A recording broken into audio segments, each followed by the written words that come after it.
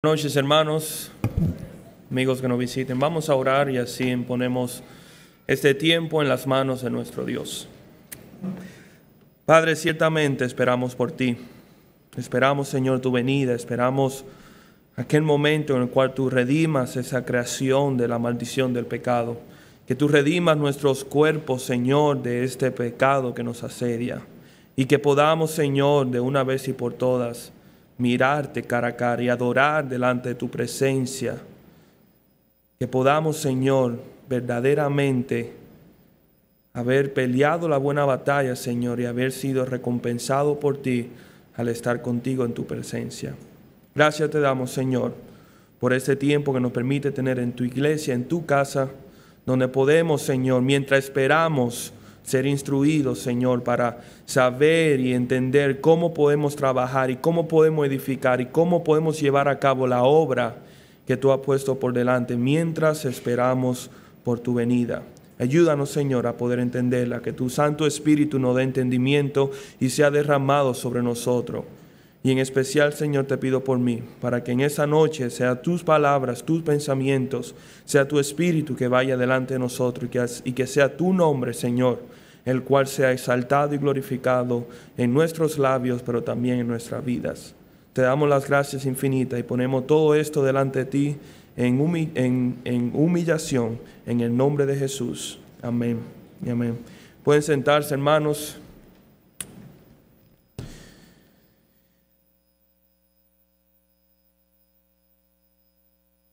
Esta noche quisiera iniciar haciendo una pregunta. Una pregunta que no es una coincidencia, porque en el Señor no hay tal coincidencia y nada escapa de su plan perfecto. Pero muy bien pudiera decirse que es una continuación de lo que nosotros escuchábamos en el mensaje de esta mañana. Y la pregunta es la siguiente: ¿qué demandaría de nosotros para que nuestra iglesia prospere? ¿Qué demandaría de nosotros para que nuestra iglesia pueda convertirse en aquella iglesia en la cual el Señor espera, anticipa y para la cual hemos sido llamados? Y quisiera responder esa pregunta en esa noche, pero quisiera iniciar, aparte de la pregunta, también formulando dos ilustraciones que van a servir de introducción al tema que veremos en esta noche. Muchos de nosotros hemos visto programas en la televisión, especialmente en el cable, programas americanos de pasatiempos y personas que tienen pasatiempos particulares. Algunas personas se dedican a comprar chatarras y revenderlas, otros se dedican a coleccionar artículos especiales, etcétera, etcétera.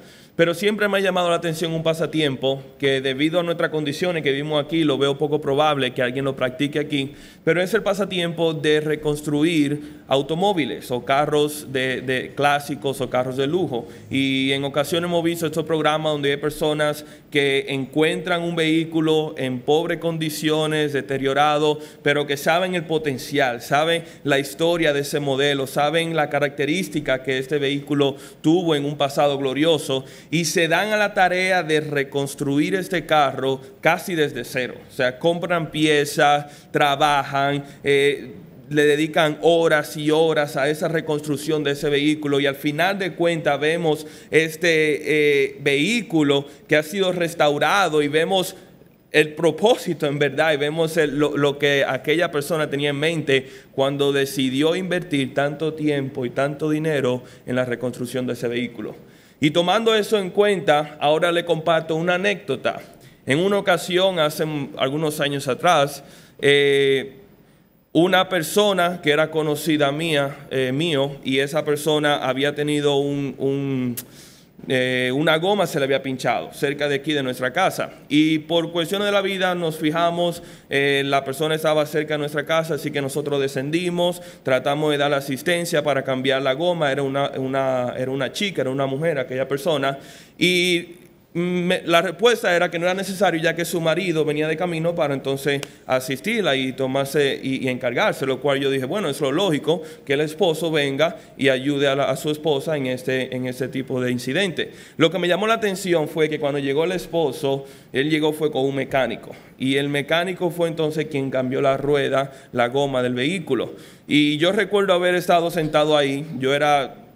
Bueno, fue algunos años atrás, o sea que yo no tenía tanta experiencia con vehículos todavía, pero yo lo miraba y lo decía, pero ven acá, y es que no sabes cambiar algo tan sencillo como una goma. O sea, ¿qué hombre, y me disculpan si hay algún caballero que se identifique con este ejemplo, pero qué hombre no sabe cambiar una goma si eso es algo de lo esencial de un vehículo? Pero también el hecho de que no tenga el cuidado y el interés por su vehículo, de darse la tarea de cambiar la goma él mismo para asegurarse que se haga de una forma correcta y apropiada. Y tomando estos dos ejemplos, podemos muy sencillamente sacar algunas conclusiones. ¿Qué es la diferencia entre el primer ejemplo, de una persona dedica tanto tiempo y tanto dinero a restaurar un vehículo que está en pésimas condiciones, y cuál es la diferencia a esta persona, el cual no se preocupa y no se inmuta en ni siquiera cambiar el neumático de su propio vehículo? Rápidamente podemos sacar dos conclusiones. Una persona tenía una pasión por su vehículo,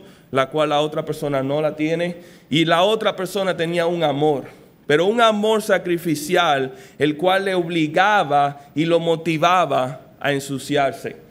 Posiblemente la persona de la anécdota trajo ese mecánico simple y llanamente porque no quería ensuciarse. No quería tener que bregar con hincarse y meterse debajo del vehículo, sacar un gato y tener que cambiar la goma, etcétera, etcétera. Pero la otra persona de la que contábamos en el primer ejemplo, sí estaba dispuesto a ensuciarse, sí estaba dispuesto a pasar horas y pasar trabajo en ese vehículo, porque él tenía un amor y él tenía una pasión por ver ese vehículo restaurado a su gloria antigua. Y la pregunta que nos hacemos a raíz de estas dos ilustraciones es la siguiente. ¿Amamos tanto nuestra iglesia que estamos dispuestos a ensuciarnos las manos por ella? Y cuando hablo de ensuciarnos la mano, en ningún sentido hago referencia al pecado, como muchas veces vemos en las Escrituras, sino partiendo de este ejemplo, estamos dispuestos a ensuciarnos, estamos dispuestos a agacharnos, estamos dispuestos a hacer el trabajo duro y difícil para que podamos ver esa iglesia de Cristo restaurada a su antigua gloria, o a la gloria por la cual fue redimida en primer lugar. Y la respuesta yo pienso que la vemos en la vida del apóstol Pablo. Y para ello les voy a pedir que me acompañen al libro de Colosenses capítulo 1. Y vamos a ver específicamente el versículo 24. Pero vamos a estudiar el pasaje que da desde el versículo 24 hasta el final del capítulo 1. Colosenses capítulo 1, versículo 24.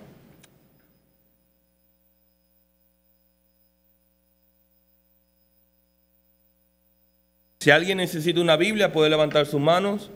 Con gusto le haremos llegar una. Sería bien útil, ya que vamos a estar viendo muchos pasajes paralelos en esta noche. Colosenses capítulo 1, versículo 24. Dice así la palabra de Dios.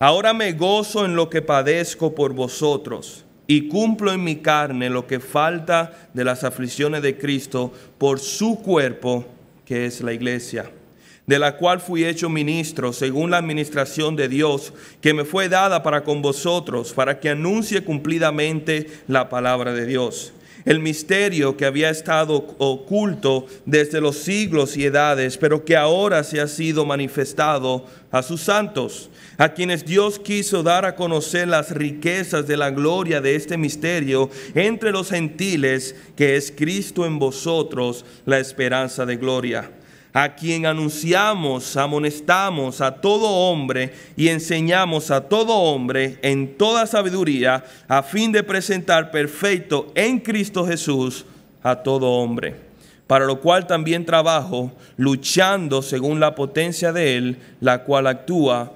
poderosamente en mí. Que el Señor bendiga su santa palabra.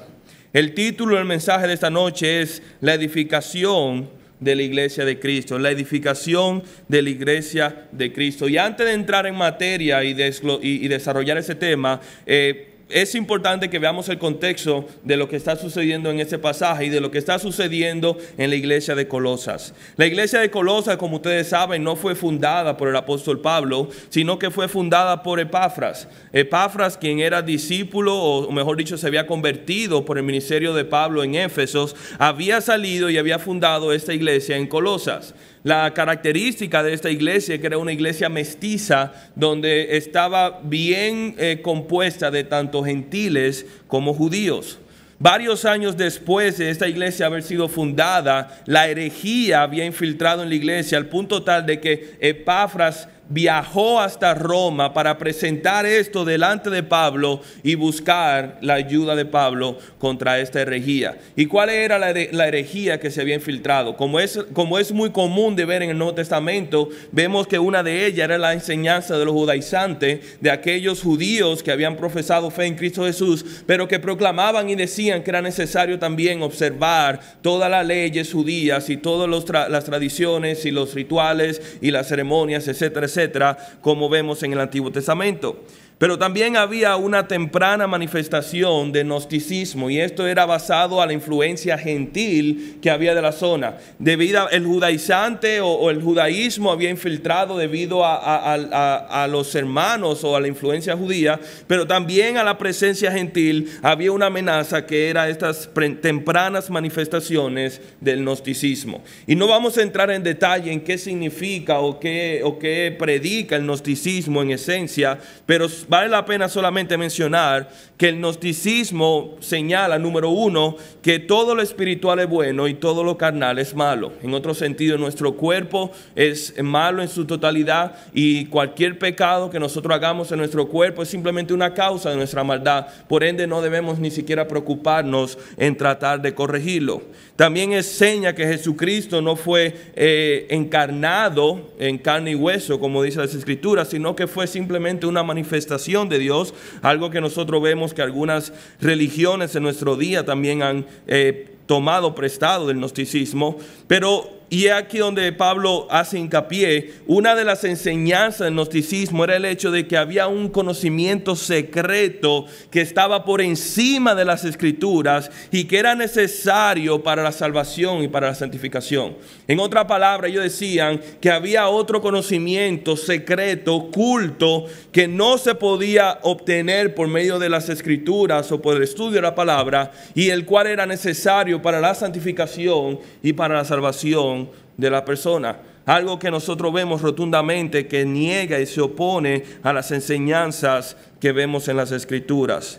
Pero vemos aquí cómo el apóstol Pablo escucha esta amenaza, escucha de esta herejía y responde a la iglesia por medio de esta carta a los colosenses. El amor de Pablo por la iglesia de Cristo es lo que lleva a Pablo a afrentar a esta herejía y a enfrentar a todo aquello que promovía esta herejía dentro de la iglesia de Colosas. El versículo 24 nos muestra aquí hasta qué punto Pablo estuvo dispuesto a disputar y a luchar por el bienestar de la iglesia de Cristo. Y me llama la atención la frase con la cual inicia el apóstol Pablo en el versículo 24, cuando dice: ahora me gozo en lo que padezco por vosotros. Ahora me gozo. O sea, Pablo tenía una alegría, Pablo tenía un gozo, un regocijo, pero no se encontraba en ver cómo la iglesia prosperaba, no se encontraba en ver cómo la iglesia era santificada, sino que el gozo de Pablo estaba en haber sufrido y haber padecido por la iglesia de Colosas, por la iglesia de Cristo. ¿Y cuáles son estos padecimientos a los cuales Pablo hace referencia en este versículo 24? ¿Cuál es este sufrimiento al cual Pablo hace referencia? Y como pudiéramos decir en el primer punto del mensaje, ¿cuál es o qué es el qué de los padecimientos, ¿qué es el padecimiento de Pablo que él menciona en estos versículos? Pablo, sin lugar a duda, era un apóstol particular. Pablo no era semejante a los 11 apóstoles que nosotros vemos en las Escrituras. A diferencia de los 11 primeros, Pablo nunca estuvo presente en los evangelios, por lo menos por lo que sabemos por las Escrituras, nunca tuvo una interacción con Cristo Jesús antes de su encuentro en el camino a Damasco. Pablo nunca fue considerado parte de los 12 apóstoles. Él mismo no se consideraba tampoco parte de los 12. De hecho, Pablo, cuando hablaba de sus apariciones post-resurrección de Jesús, es decir, de las veces que Jesús se manifestó después de haber muerto y resucitado, él dice en 1 Corintios capítulo 15, versículo 8-7, lo siguiente. Dice, hablando de Jesús, que apareció a Cefas y después a los 12. Y Pablo no se incluye en estos 12 discípulos, en estos 12 apóstoles. Y dice versículo 6, después apareció a más de 500 hermanos a la vez, de los cuales muchos viven aún y otros ya duermen. Y después apareció a Jacobo, después a todos los apóstoles nuevamente, y a lo último de todos, como a un abortivo, me apareció a mí. Pablo se consideraba a sí mismo un apóstol abortivo, y cuando dice abortivo simplemente está diciendo fuera de tiempo, inferior a los otros apóstoles, inferior a los otros 12 apóstoles que vemos en las Escrituras. Pablo aparece por escena por primera vez en las Escrituras en el libro de Hechos. Y cuando Pablo es introducido bajo el nombre de Saulo, ¿qué nosotros vemos en este personaje? Vemos que él está consintiendo y aprobando la ejecución de Esteban. Dice Hechos capítulo 7, versículo 58, y echándole, es decir, a Esteban, fuera de la ciudad, le apedrearon, y los testigos pusieron sus ropas a los pies de un joven que se llamaba Saulo. Esta es la primera introducción que vemos de Saulo en las Escrituras. Y de hecho, Pablo también lo recuerda de esa manera. Más adelante, cuando él en el libro de Hechos está testificando de su conversión, Pablo mismo dice lo siguiente: y cuando se derramaba la sangre de Esteban, su testigo, yo, Pablo hablando, dice, yo mismo también estaba presente y consentía en su muerte y guardaba las ropas de los que le mataban. Ciertamente, cuando todos los apóstoles tuvieron un inicio humilde, siendo pescadores, siendo cualquier oficio general, hasta un recolector de impuestos, que aunque era un oficio deshonroso, no era un oficio sangriento ni violento. Vemos aquí que los inicios del apóstol Pablo fueron unos inicios violentos. Pablo se caracterizó desde sus tempranas apariciones en Hechos como un terrorista de la iglesia, un Osama Bin Laden que acechaba y con frecuencia azotaba la iglesia de Jesucristo. Pero aquí vemos la ironía de nuestro Dios. A veces Dios opera con cierta ironía, y es el hecho de que este perseguidor de la iglesia se iba a convertir en un perseguido por causa de la iglesia. Y lo vemos como el Señor profetiza y enuncia esto en Hechos capítulo 9, cuando se encuentra aquí junto con, perdóneme si me equivoco, con Ananías, correctamente, en Hechos capítulo 9, versículo 11, y cito. Dice, y el Señor le dijo, levántate, esto es a Ananías, y ve a la calle que se llama derecha y busca en casa de Judas a uno llamado Saulo de Tarso, porque aquí él ora y ha visto en visión a un varón llamado Ananías que entra y le pone la mano encima para que recobre la vista. Entonces Ananías respondió, Señor, he oído de mucho acerca de este hombre, cuántos males ha hecho a tus santos en Jerusalén, y aún aquí tiene autoridad de los principales sacerdotes para prender a todos los que invocan tu nombre. En otras palabras, su reputación es conocida de todo el mundo, de lo sangriento y de lo perseguidor que es este hombre. A lo que el Señor le responde en el versículo 15 y le dice, y el Señor le dijo a Ananías, ve, porque instrumento escogido me es este para llevar mi nombre en presencia de los gentiles y de reyes y de los hijos de Israel, porque yo le mostraré cuánto le es necesario padecer por mi nombre. Y desde aquí vemos la encomienda de Pablo. Pablo fue llamado ciertamente a llevar el evangelio a los gentiles. Pablo fue llamado ciertamente a llevar el evangelio a reyes y a autoridades y proclamar el nombre de Cristo. Y también a padecer y sufrir por el nombre de Jesucristo. Y ¿saben qué, hermanos? Dios cumplió su palabra.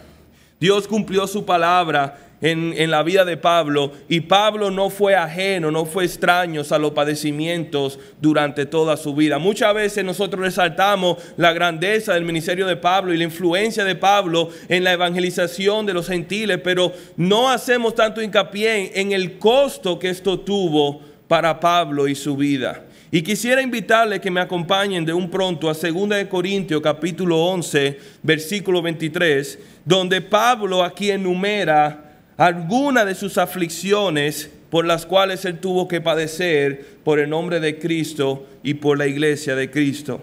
2 de Corintios capítulo 11, versículo 23. Y hasta el versículo 28. Aquí vemos algunas de sus aflicciones. No todas, vale la pena recalcar, no todas están registradas en las Escrituras. Es decir, no se registran los eventos o el contexto en que sucedieron cada una de ellas, pero sí podemos identificar algunas de otros pasajes y otros relatos en las Escrituras. 2 de Corintios capítulo 11, versículo 23 al 28, y leo. Dice así.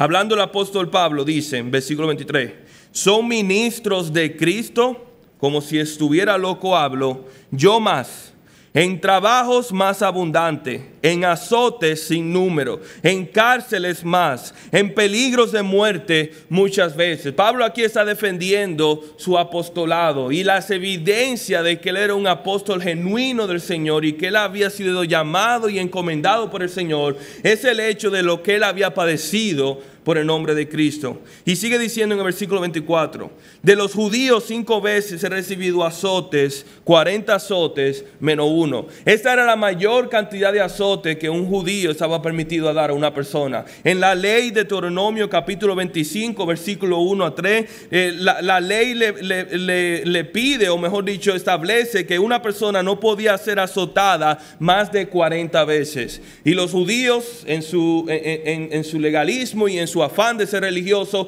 ellos le quitaban un azote por si acaso se pudiera escapar un azote, tener ese rejuego, y por eso dicen 40 azotes menos 1. Y sigue diciendo también, 3 veces en el versículo 25, dice, 3 veces he sido azotado con vara, 1 vez apedreado, 3 veces he padecido naufragio, 1 noche y un día he estado como náufrago en alta mar. Y cuando habla aquí de azotado con vara, Pablo está diciendo que él ha padecido castigo de parte de los romanos. Este era un castigo de los romanos, el azotar con una vara. Y aquí vemos ya Pablo como dice, yo he sido azotado tanto por mi pueblo judío como por mi nación, de la cual soy ciudadano, que soy romano. También he padecido y he recibido azote. Y dice aquí que él fue apedreado 1 ocasión. Este evento se registra en Hechos capítulo 14, versículos de 19 a 20, y sucedió en la ciudad de Listra, donde Pablo fue sacado de la ciudad y apedreado precisamente por haber predicado el nombre de Cristo. Lo interesante de este hecho es que él fue apedreado de tal forma que dice que sus personas lo dejaron dándolo por muerto. Y después dice la palabra que Pablo simplemente se levantó y regresó a la ciudad. Muchos eruditos y comentaristas afirman que posiblemente Pablo verdaderamente murió y fue resucitado en esa ocasión. No podemos afirmarlo porque la palabra no nos dice con certeza. Pero para una persona haber sido apedreada y haber sido dejado por muerto no fue un castigo leve y no fue un azote o un apedreamiento superficial. Pero Pablo sigue diciendo en el versículo 26, dice, en caminos muchas veces, en peligros de ríos, en peligro de ladrones, en peligro de mi nación, peligro de los gentiles, en peligros en la ciudad, peligros en el desierto, peligros en el mar, peligro entre falsos hermanos. Pablo habla aquí en el principio del versículo 26, dice en caminos muchos, y es que la realidad era que Pablo viajaba mucho visitando las iglesias, pero viajar en aquel entonces era algo peligroso. No es como hoy en día que planificamos nuestras vacaciones y hacemos un turismo interno o tomamos un avión y viajamos a otro destino. En aquel entonces toda la persona que viajaba se exponía a peligros tanto naturales como peligros de maleantes. O sea, se imponía a peligros de río, de lluvia, pero también al acecho de maleantes y personas que quisieran hacerle daño. Pablo conocía estos peligros y él sabía que cada vez que él emprendía un viaje, él tenía que poner su vida en riesgo, como tan numeradas veces en este versículo 26 dice, y en peligros, y en peligros, y en peligros, y en peligros. Sigue diciendo en el versículo 27, y en trabajo y en fatiga, y en muchos desvelos, en hambre y en sed, en mucho ayuno, en frío y en desnudez. Las condiciones en las cuales Pablo ministraba tampoco eran favorables. Pablo ministraba en condiciones extremas. Y raíz de esto era el hecho de que él había negado y él se había rehusado de recibir sustento de las iglesias para no ser una carga. Pero lo hacía por el propósito de no ser una carga a la iglesia, sabiendo que iba a ser una carga y un peligro para él. Y sigue diciendo en el versículo 28. Y además de otras cosas, lo que sobre mí se agolpa cada día, la preocupación por todas las iglesias.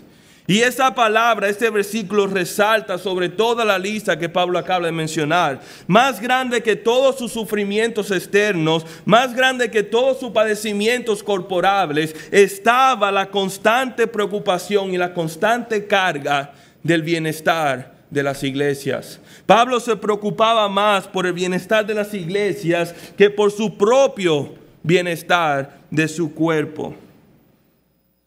Pablo estaba más preocupado por ver que las iglesias sean edificadas y sean santificadas que por él sentirse cómodo y por él sentirse seguro. Ciertamente la fidelidad de Pablo vino a un gran costo. Y esta no es una lista deseable. Nadie desearía tener que pasar por estas experiencias que pasó el apóstol Pablo. Y no es extraño tampoco el pensar de que posiblemente esto fue la razón por la cual Marcos decidió desertar y no acompañar más a Pablo y a Bernabé en su viaje misionero. Posiblemente ese era porque no estaba dispuesto en ese momento de su vida a soportar todo este tipo de ansiedades y de peligro.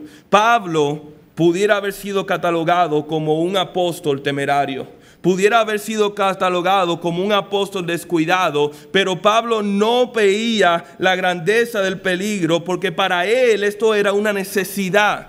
Anunciar el evangelio a las ciudades, predicar a Cristo y edificar las iglesias por todo el mundo era una necesidad para Pablo, al punto tal que él estaba dispuesto a poner su propia vida en peligro si esto era necesario para que la palabra de Dios llegue a los hermanos de cada iglesia. Una necesidad era para Pablo obedecer el llamado que Dios había puesto en su vida. De haberlo querido, Pablo pudo haber hecho de su vida mucho más fácil. Pablo pudo haber evitado mucho de estas afrentas y de tribulaciones, simple y llanamente poniendo la palabra y a Cristo a un lado. O no tanto poniéndolo a un lado, posiblemente bajándole un poco, como decimos en dominicano, cogiéndole un chin más suave, él pudo haber evitado mucho de esto. Pero Pablo sabía que si él hacía tal cosa, si él comprometía con su fervor y su dedicación al ministerio a las iglesias, esto pudiera perjudicar la salud de la iglesia. Y hermano, cuando nosotros vemos estos padecimientos de Pablo y vemos el fervor con el cual él soporta por el bien de las iglesias, por la carga de la iglesia, nos preguntamos a nosotros mismos, ¿estoy dispuesto a padecer por la obra de Cristo? Estoy dispuesto a sufrir y a renunciar a mis comodidades y a mi confort, como lo hizo Pablo, con tal de ver a la iglesia de Cristo edificada y fundamentada en Él. Muchas veces nosotros queremos, y perdone la expresión, pero queremos que nuestra fe sea servida en bandeja de plata. Queremos que para hacer nuestro devocional se den los factores precisos en el momento deciso y de la forma indicada para que podamos entonces sentarnos y hacer nuestro devocional. Si queremos servir en la iglesia, tiene que ser en un lugar donde yo me sienta cómodo, en un lugar donde yo no me sienta amenazado, donde yo pueda llevar mi vida a cabo sin tener que comprometer alguna de otras de mis actividades. O a veces pongo más devoción en mis estudios o en mi carrera y veo la iglesia como un estorbo o algo que puede interrumpirlo. A veces predicamos el evangelio a aquella persona que sabemos que va a ser fácil predicarle. A aquella persona que nosotros decimos, bueno, él me preguntó, así que como ya él me preguntó, le voy a predicar el evangelio. Y no buscamos las oportunidades que Dios puede colocar en nuestro camino. Procuramos servir muchas veces en los lugares cómodos, seguros y fáciles, y no procuramos servir en los lugares donde Dios nos ha llamado. Pablo, como dice aquí, Pablo era un gozo padecer por Cristo. ¿Por qué? Porque él sabía que él lo había hecho cumpliendo el llamado y cumpliendo la encomienda que Dios había puesto en su vida. Y para él el mayor gozo de Pablo era ver la iglesia de Cristo edificada. ¿Qué es lo que nos lleva al segundo punto? Ya vimos el qué de los padecimientos de Cristo, pero ¿cuál es ahora el porqué de los padecimientos de Cristo? Y como dice aquí el versículo, Pablo dice que yo me gozo en lo que padezco por vosotros y cumplo en mi carne lo que falta de las aflicciones de Cristo por su cuerpo, que es la iglesia. A pesar de todo su padecimiento antes mencionado, Pablo decía, yo me gozo en padecer por vosotros. Y esta frase toma más carácter aún, tomando en cuenta que Pablo escribe estas palabras estando precisamente encarcelado. Cuando Pablo escribe estas palabras, él no la escribe desde su casa, no la escribe desde su finca, no la escribe desde un lugar placentero, sino en la cárcel. ¿Y por qué en la cárcel? Por haber predicado el nombre de Cristo, por haber ministrado a los gentiles, por haber proclamado el evangelio de Jesús. No fueron por sus estudios, no fue por su participación en la iglesia, sino que fue por haber hecho el trabajo que Dios le había encomendado en las iglesias. Pablo no era un masoquista, no era que Pablo disfrutaba estos padecimientos y él lo buscaba, no. Todo lo contrario, Pablo simplemente entendía que estos eran gajes del oficio. Y él sabía que como apóstol del Señor Jesucristo y como llamado a edificar y a fortalecer las iglesias y de proclamar el nombre de Cristo, esto implicaba necesariamente de que él también tenga que sufrir y él también tenga que padecer. Pero hay una frase aquí que es importante que nosotros mencionemos y hagamos aclaración. En el versículo 24, en la segunda parte, dice el apóstol Pablo y dice, y cumplo en mi carne lo que falta de las aflicciones de Cristo por su cuerpo. Y es importante que aclaremos esta frase. Muchas personas, incluyendo aquellos que abogan por la doctrina católica romana, dicen que lo que Pablo está diciendo es que los sufrimientos de Pablo eran necesarios para agregarle los sufrimientos de Cristo para entonces ser salvo. En otra palabra, los sacrificios y sufrimientos de Cristo no fueron suficientes y era necesario que que Pablo y los apóstoles sufrieran por la iglesia para que la iglesia pudiera ser lo que hoy es. Tal de enseñanza no le enseñan las Escrituras. Y como había mencionado, los católicos utilizan este versículo, esta frase específicamente para justificar lo que es el uso o la doctrina del purgatorio. Pero ¿qué significa esa frase en realidad? Esta frase simplemente enseña que hay aflicciones destinadas para la iglesia, producto de las aflicciones de Cristo. En otra palabra, debido a quien era Cristo y debido a lo que Cristo padeció, si nosotros nos identificamos con Cristo, también padeceremos. Ustedes recordarán cuando hubo el terremoto en Haití, aquel gran terremoto que sacudió la isla, que después de ese terremoto vinieron muchas réplicas. ¿Y qué eran réplicas? Era simplemente la tierra volviendo otra vez a su lugar y era producto de ese gran terremoto. Se pudiera decir que nuestras aflicciones son la réplica de las aflicciones de Cristo cuando Él estuvo aquí en la tierra.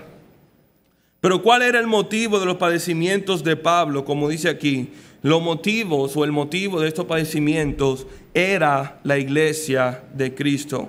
Pablo entendió que sus padecimientos eran necesarios porque por medio de ellos la iglesia de Cristo iba a ser beneficiada y edificada. Y en el epicentro de sus sufrimientos estaba un amor por Cristo y un amor por su iglesia. ¿Y quién es esta iglesia?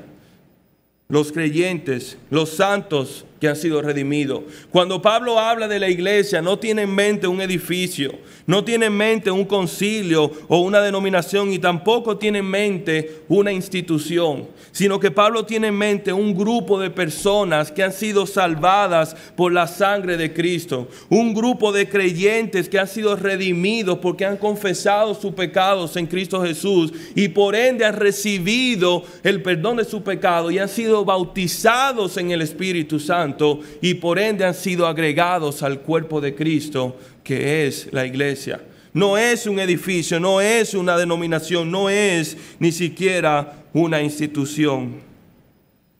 Pablo sabía que él fue llamado a las iglesias, y evidencia de esto lo vemos en el mismo versículo 25 del capítulo 1 de Colosenses, y dice así, dice: de la cual, hablando del cuerpo que es la iglesia, de la cual fui hecho ministro según la administración de Dios que me fue dada para con vosotros, para que anuncie cumplidamente la palabra de Dios. Para Pablo era un gozo sufrir por la iglesia porque él estaba completamente convencido que este era su llamado. Dios mismo lo había encomendado de esta forma, y cuando dice aquí en el versículo 25, y él dice que yo fui hecho ministro, la palabra original que Pablo está usando es: yo fui hecho mayordomo de la iglesia, yo fui hecho un servidor de la iglesia con el fin de anunciar cumplidamente la palabra de Dios, sin omitir nada, sin excluir nada, predicarla y exponerla a la iglesia cumplidamente. Pablo había recibido la tarea de cuidar y alimentar y pastorear a las iglesias por las cuales él tendría que rendir cuenta a Dios algún día. ¿Y cuáles eran las herramientas que Pablo utilizaba para la edificación de la iglesia? La encomienda que Pablo recibió de edificar de Cristo no fue hecha o no fue cumplida por medio de herramientas carnales. Pablo no era que contaba con un maletín donde tenía un martillo y clavo y cemento y varilla para construir y edificar la iglesia. No, Pablo contaba con una cosa, y que era esta: la palabra de Dios. Y por medio de esa palabra Pablo edificaba, en obediencia a su llamado, en obediencia al llamado del Espíritu Santo en su vida, edificaba la iglesia. Versículo 28 lo dice claramente cuando dice: a quien anunciamos y amonestando a todo hombre y enseñando a todo hombre en toda sabiduría, a fin de presentarse perfecto en Cristo Jesús a todo hombre.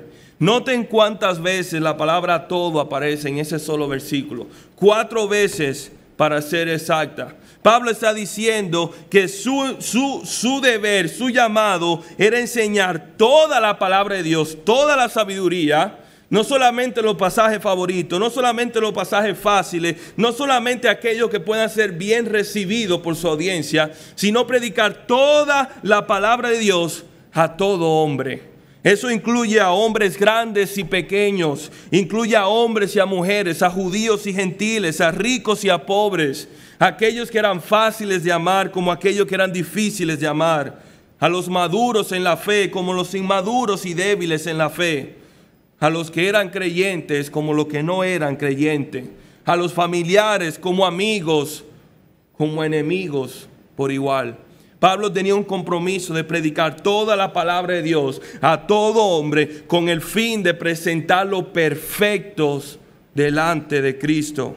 Que ellos también puedan conocer a Cristo como Pablo lo había conocido. Ese era el deseo de Pablo, que ellos puedan sufrir por Cristo como Pablo había sufrido, que ellos puedan proclamar a Cristo como Pablo había proclamado a Cristo, y que Cristo sea formado en sus vidas de la forma como Cristo estaba siendo formada en la vida de Pablo. Por ende, lo que Pablo decía, ser imitadores de mí, como yo soy imitador de Cristo. Y cuando vemos esto, nos preguntamos, ¿y cuál es nuestra parte? Porque estamos viendo el ejemplo de Pablo. Al final de cuentas, Pablo sí era un apóstol. Pablo sí fue llamado por el Señor para esto. Y Pablo tenía una responsabilidad de predicar y enseñar la palabra. Pero yo no soy un apóstol. Yo no soy un pastor, yo no soy un ministro, yo no soy una persona que ha entregado mi vida al servicio. ¿Qué parte tengo yo con esto si yo no soy un apóstol? Y mi respuesta sería, ¿y? ¿Acaso no se nos ha encomendado a nosotros la gran comisión? ¿Acaso no se nos ha llamado y se nos ha dado la responsabilidad de ir y hacer discípulos a todas las naciones? ¿Acaso no se nos ha llamado y nos ha dado la responsabilidad de enseñar a todo el mundo que guarden todas las cosas que Cristo ha mandado? ¿Acaso es este el deber solamente de aquellas personas que han sido llamadas a servir al Señor, misioneros, pastores, diáconos? ¿O no es este el trabajo de cada uno de nosotros que formamos parte de la iglesia de Cristo? Cada uno de nosotros tiene una responsabilidad, al igual que Pablo, de edificar la iglesia de Cristo. Y nuestra iglesia no se va a edificar por medio de ofrendas, no se va a edificar por medio de remodelaciones o expansiones al edificio. Todo lo contrario, por la predicación de la palabra de Dios. Pero no solamente desde este púlpito, sino también desde los asientos. Cada uno de los hermanos discipulando y enseñando y ministrando en la palabra de Dios, para que, como Pablo decía, todos lleguemos a ser completos y perfectos delante de nuestro Señor Jesucristo. Que el Señor nos dé a nosotros la gracia y la sabiduría para poder asumir esta responsabilidad de la forma como Pablo la asumió en su propia vida. Oremos. Padre, te damos gracias por tu palabra. Te damos gracias, Señor, por el testimonio de hombres, siervos tuyos, Señor, que fueron obedientes a tu palabra y a tu llamado y a lo que tú pusiste delante de ellos. Padre, personas cuyo compromiso incondicional era de cumplir el propósito para el cual tú le llamaste. Permítenos, Señor, nosotros también disfrutar de ese privilegio, de poder, Señor, cumplir el propósito para el cual tú nos salvaste y de poder también, Señor, cumplir nuestra parte en la edificación de tu iglesia, de tu novia, Señor. Padre, te damos las gracias por tu palabra y te damos gracias por nuestra iglesia local, en la cual tú nos permites reunirnos, adorarte, Señor, aprender de tu palabra y también cumplir y poner en práctica lo que tú nos has mandado y nos has pedido. Ayúdanos, Señor, y sé con nosotros, que tu Santo Espíritu nos guíe hoy, en esta semana que inicia y en todo momento, para que podamos, Señor, proclamar a Cristo y exaltarlo, no solamente con nuestros labios, sino con nuestras acciones. Gracias te damos, Señor, y pedimos todo esto en el santo y poderoso nombre de tu Jesús.